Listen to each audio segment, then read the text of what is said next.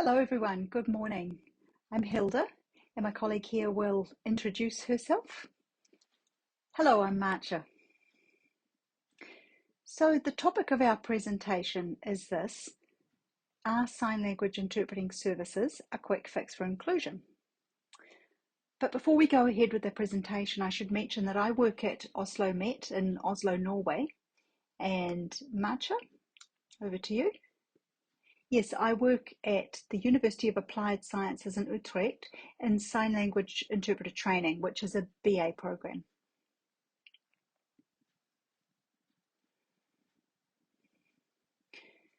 The title of our presentation today is based on an article we published, which explores the question of whether sign language interpreting services are a fix for inclusion.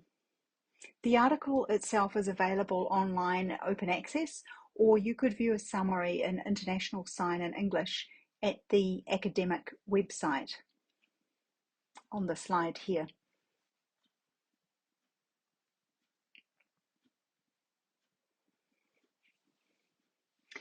All right, so following our article, we're going to consider or look at sign language interpreting systems as an institution. We won't focus on interpreting at the level of individual interpreters' work, but more at a systemic level. By now, in 2022, interpreting services have been established and entrenched as a system over the last 40 years. Of course, there's some variation in that between different countries. And we've seen huge impacts for deaf communities. Interpreting has brought many gains. It's increased deaf people's access to education and healthcare and many areas of society. But at the same time, sign language interpreting services have become strongly institutionalized. They have associated funding systems, laws, research and policies, and of course with that comes power and authority. Sign language interpreting services and systems, of course, are not autonomous. Interpreting always interacts with other services such as healthcare, education, and other public services. So there's a symbiotic relationship between them because without sign language interpreting, those other public services couldn't be delivered to deaf people. So public services and interpreting are interdependent. And because of this interdependence, it's important to consider sign language interpreting services at a macro level. So I'd like to explain here what we mean by a macro level. In society and in research, we can describe how society works by focusing at different levels. The first is the micro level, which means looking at the level of individuals. And in the field of sign language interpreting, that would mean examining linguistic aspects of how interpreters translate, what decisions they make, how communication is rendered from one language to the other, for example. Or it might mean looking at how interpreters behave or conduct their role or make ethical decisions in particular situations. So being aware of what factors influence interpreters' options and their decisions. So we do have quite a lot of research at that micro level. The next level of focus is the meso level, and this looks more at a group or collective level, for example, looking at the training of interpreters or systems of qualification and standards and post-qualification requirements for professional education and so on. Also, a meso level involves a focus on services, for example, who's responsible for providing services, what legal mandates exist, and different systems of funding to provide interpreting services and so on. So there are lots of issues at this level relating to advocacy and delivery and regulation of interpreting as a service in a system. Now, at a higher level, or the macro level, we take a more wide-angle view of where the whole institution of interpreting fits into society. So, for example, trying to understand how interpreting has affected change in the deaf community. So it's the highest level perspective, stepping back from the details of individual practice or organisations or service provision to get more of an overview at this macro level. So Marcia and I want to focus on discussing issues at this level today. To date, there has been research about and by practitioners and stakeholders of sign language interpreting, looking at linguistic issues, looking at ethics, professional conduct, and there's quite a lot of research in these areas. And we also have a reasonable amount of research at the meso level, which focuses on questions around services, deaf organisations, and legislation around interpreting. But at the macro level, we see very little critical discussion or investigation. We believe that interpreting has important impacts at this level, and we shouldn't shy away from being aware of those. So today we want to talk more about interpreting at that macro level.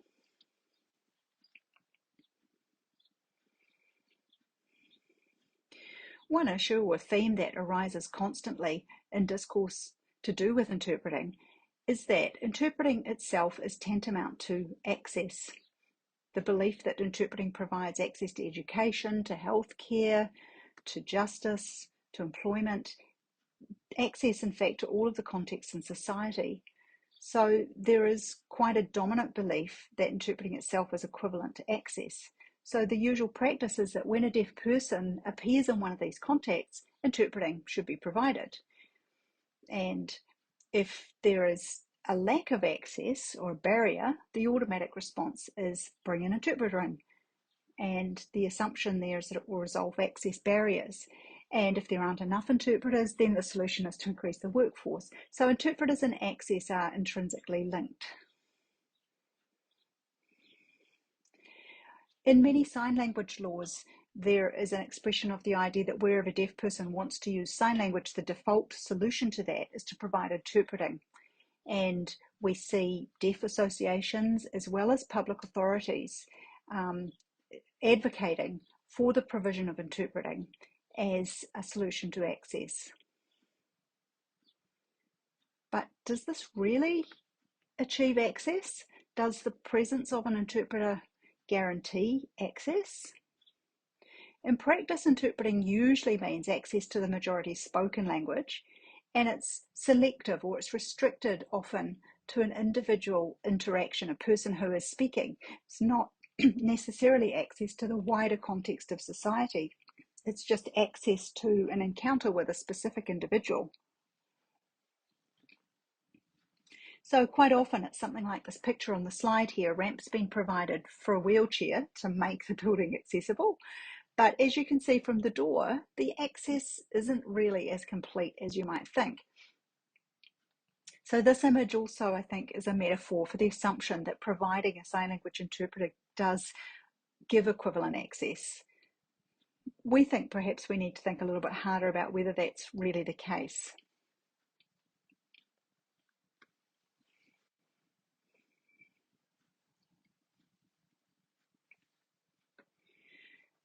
Okay, so a good example of this ideology or this kind of thinking can be seen when we look at sign language recognition laws in various countries. My PhD research did investigate different frameworks for access, as well as looking at language rights and language laws. So one example here is the BSL recognition law in the UK.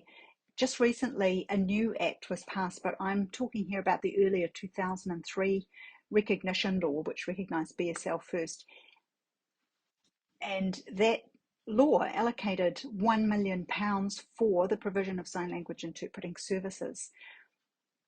But within that law, there was no consideration given to sign language teaching or the support of deaf culture or resources to support other aspects of sign language use. So all of the resources, £1 million, which is a lot, was allocated to sign language interpreting. In Finland in 2006, their parliament debated a law to recognise Finland's sign language, and their Ministry of Justice was insistent that if there were not enough interpreters, then it would be impossible to provide the language rights that the law promised, because the law stated that deaf people have the right to access services in their own language, and the way to do that would be through interpreters. So their view was that language rights of deaf people were inherently connected with having enough sign language interpreting services. A third example is in Malta. The government there debated and passed a law to recognise Maltese sign language, but the government said they couldn't implement that law until they had qualified sign language interpreters. And although the law existed on the books, they couldn't put it into action until the first cohort of trained interpreters graduated. And recently, the first cohort did graduate, and at that point, the government agreed to implement the law, which is a very interesting example. These cases all illustrate how strongly the existence of sign language interpreting services affect deaf people's rights to use sign language. So Hilda and I, over a long period of time, have observed in laws and in practice, through our own experiences, deaf people, and in our deaf community networks, how the institution of sign language interpreting has become a normative way of providing access and inclusion for deaf people. Interpreter provision has become a default assumption.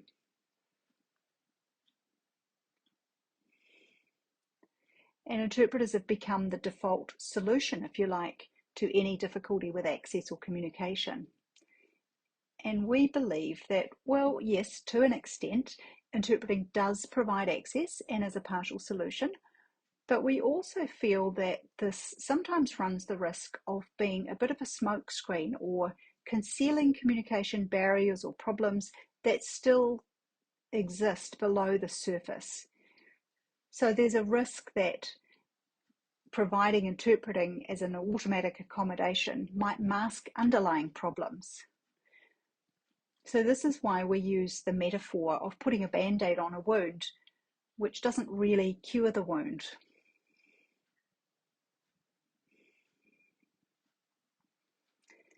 So in the article that we published, we reviewed evidence from research about showing how interpreting works and what impacts it has in contexts like healthcare and education, where interpreting's been provided for a long time. And so from that previous research in these settings, we'd like to talk about some interesting examples of some of the issues or how effectively interpreting actually provides inclusion in those settings.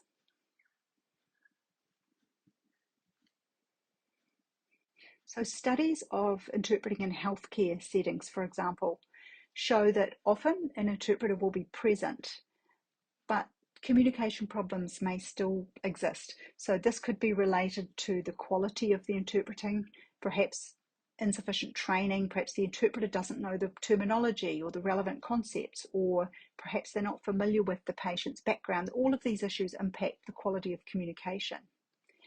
These issues, of course, affect speakers of other minority languages as well as sign language users, and we know that these factors reduce their quality of access to healthcare. So Marcia and I are not saying, of course, let's do away with interpreters. What we're saying is, all right, there are many situations where interpreters are available and used, but is that really providing equivalent access to service? That has not been proven. We think we need to take a more critical and detailed look at what kind of access goes on, because we know that there are many sensitive issues below the surface. And research shows that no communication, even with a good interpreter, is perfect. There's also been research that's compared interpreted encounters with healthcare professionals with healthcare professionals interpreting with the patient in their own language, so in the same language. And we refer to this situation as language concordant communication.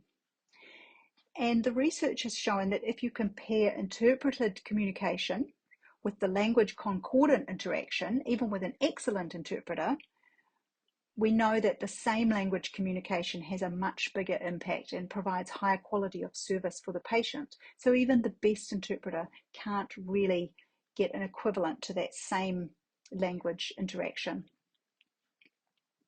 Another issue that's shown in the research is that healthcare professionals working with an interpreter may feel sometimes they lose their authority or their sense of expertise in a situation without direct communication.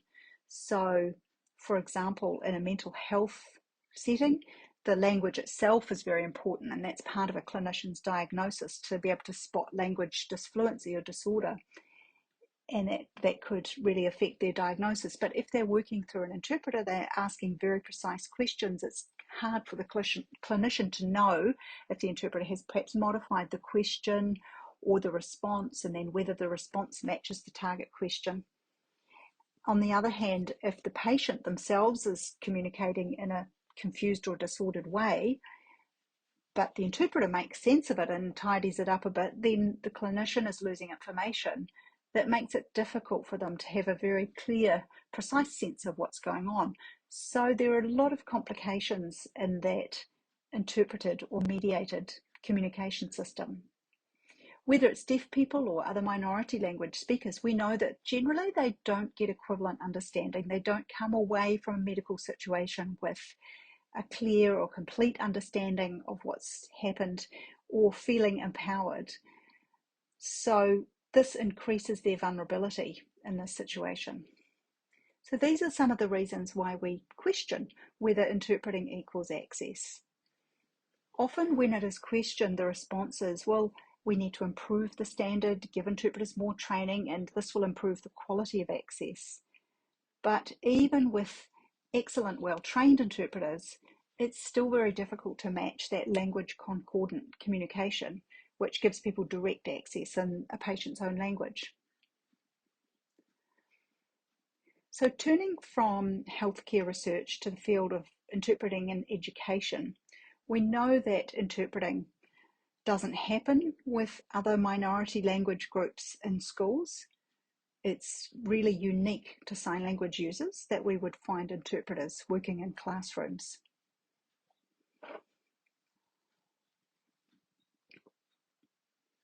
It's important to consider who is doing interpreting work in classrooms. Quite often it's novice interpreters, recent graduates of interpreting programs, and they may start in schools with the assumption that to begin working with children is perhaps a more gentle or easier start to your career. And obviously the pay and the employment conditions are often not as good in schools, so lower wages means the jobs often attract less qualified or experienced interpreters. At the other end of the spectrum, you may find interpreters who are perhaps late in their careers looking for a job that's slightly less demanding or a little easier than some of the other contexts they might be working in. So you get this range of interpreters from novice to late career who may not always have the best expertise for that situation. If you think about communication in a classroom, the communication that goes on is really quite complex. But what usually happens is that the interpreter has to focus on interpreting only what the teacher is saying and directing that communication to the individual child. So a lot of the background and social talk in a classroom never really gets communicated, or there are miscommunications. And of course, there's also the power imbalance of an adult interpreting interaction to one deaf child. So these issues really raise the question of whether this can be described as an inclusive education situation. Another issue here is that when schools believe they've met their responsibility for inclusion by providing an interpreter, this actually has the effect of reducing opportunities for qualified deaf teachers to work directly with deaf children. So interpreting is a critical part of supporting the ideology of inclusion, the belief that deaf children can be successfully accommodated in mainstream schools.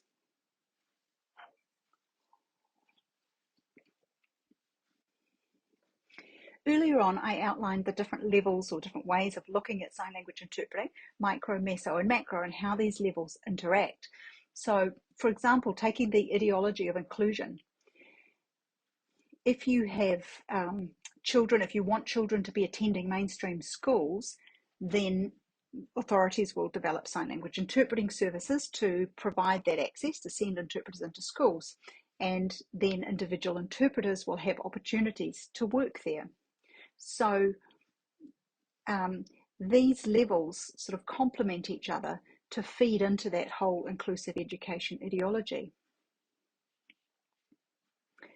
At the individual or the micro level at the school, when interpreters are employed to work in schools, and they're able to earn a living doing that, this implicitly supports the ideology of inclusion.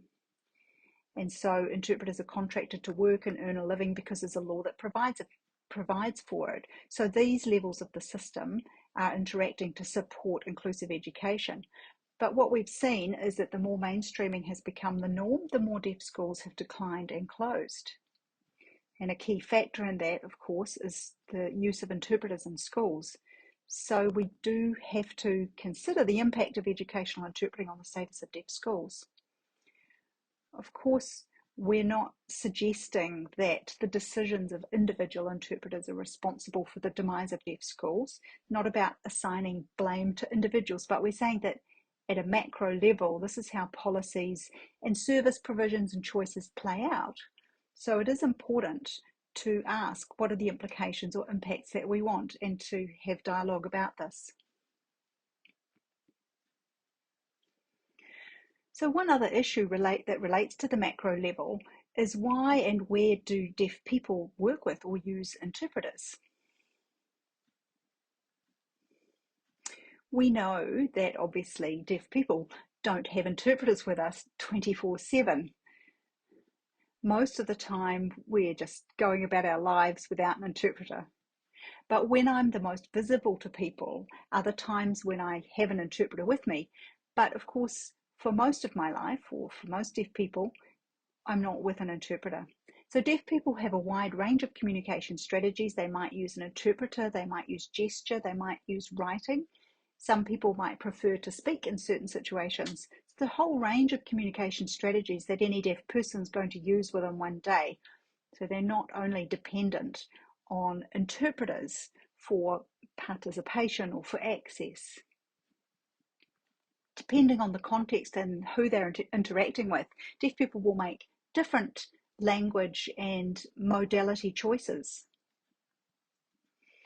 We know this based on research from deaf studies that has described the ways that deaf people navigate life in terms of their communication strategies. And of course, that's also closely linked to the cultural context that they're in.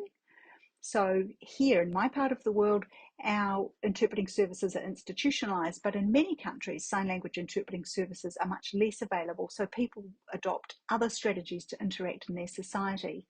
It's by no means universal. So when interpreting is held up as a solution to access or inclusion, that raises the possibility of obscuring or devaluing other communication strategies that deaf people have. And those are strategies that deaf children need to learn to navigate their life independently, rather than assuming that there'll always be an interpreter around. So when interpreting becomes almost a normative system, that's quite powerful in framing how people understand communication access.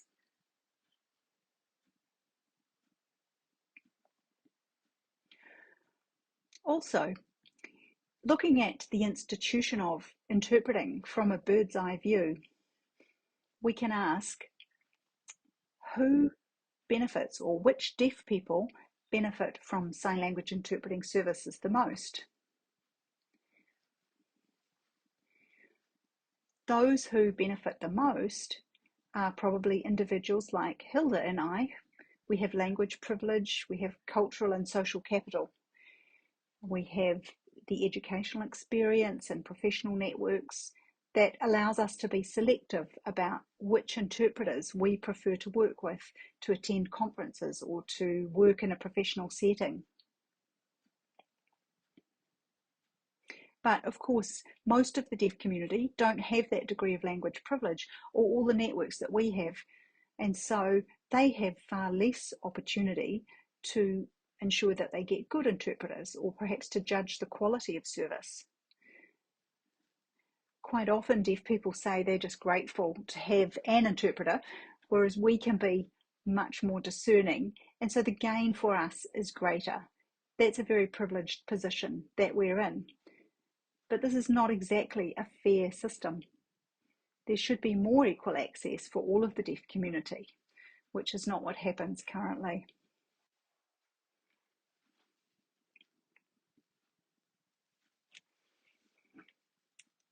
All right, so coming back to the different levels of discourse about sign language interpreting, we do see a focus on individual practitioners and systems of service provision, a focus on qualifications and training and so on at the lower levels. But these don't quite solve all of the communication issues and deaf people's access to society. We know that deaf people continue to experience a lot of barriers. Autism and oppression are still major issues. A lot of deaf people have very marginal access to education and to healthcare. So it seems that the interpreting solution is like applying a band-aid to what's actually a gunshot wound. Interpreting gives a superficial level of access, but it doesn't really address the deeper issues. You know, the wound is going to keep bleeding through.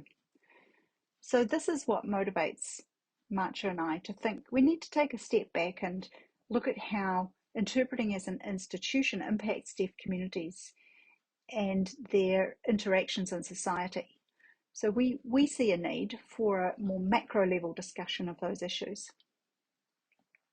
And you might wonder why there hasn't been much research or discussion about these issues at a higher level. And there could be several reasons for this. For example, deaf associations, they tend to be under pressure to solve short-term problems, to get enough interpreters, to support employment, to provide services. And so they don't necessarily have the opportunity and the time to step back and imagine how the system could be transformed or how it might look different in the future. They're preoccupied with managing immediate demands. Maybe people in deaf studies like Marcia and I are more concerned with deaf people in their lives, and perhaps we don't pay enough attention to the role of wider society and interpreters and their impact on deaf people. Interpreters themselves perhaps tend not to step back and consider the wider picture. The majority of interpreters are hearing, and so they don't feel the impact of the quality of interpreting services. They are motivated to work and to provide the service, but they don't generally have the perspective of how it feels to be on the receiving end of services. And so their appreciation of perhaps emotional impacts is reduced without that experience. Or perhaps interpreters feel that it's appropriate that they defer to deaf people's own experiences and views. So issues in this area tend not to be really raised or addressed. So there's many reasons why these macro level issues haven't had as much attention, and perhaps now is a time to talk about them. Okay, so what are the implications of what we've talked about? We think it is time to rip off the band-aid and to look at interpreting systems at a higher level. This is probably not a topic that you were taught in your training. In training, you would have had more of a focus at the micro level of individual interpreting practice and perhaps about the meso level, about professional conduct and systems and skill development and so on.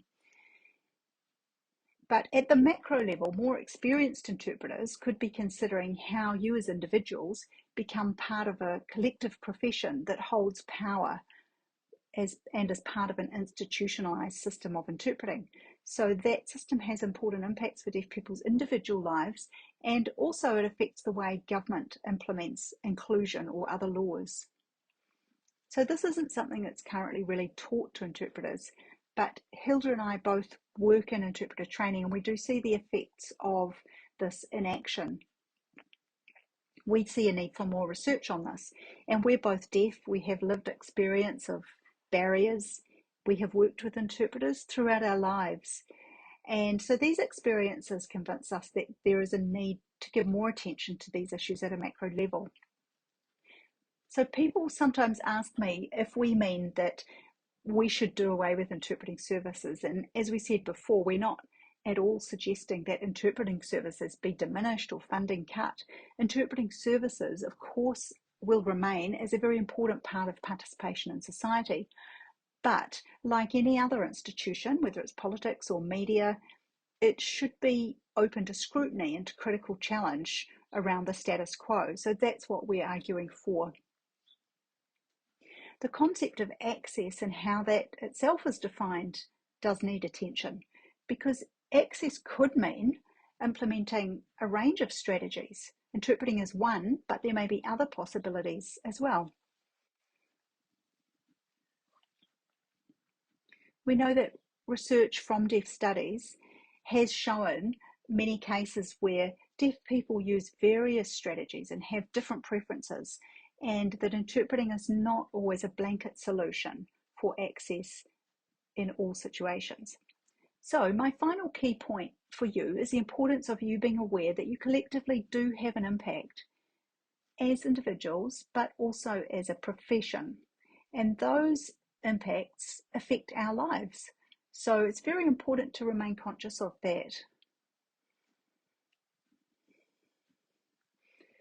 All right, thank you so much for your attention. And I hope that we've stimulated some new ideas and raised some issues for you to think about. Yes, and I hope that you'll all have a productive dialogue with one another. Thank you.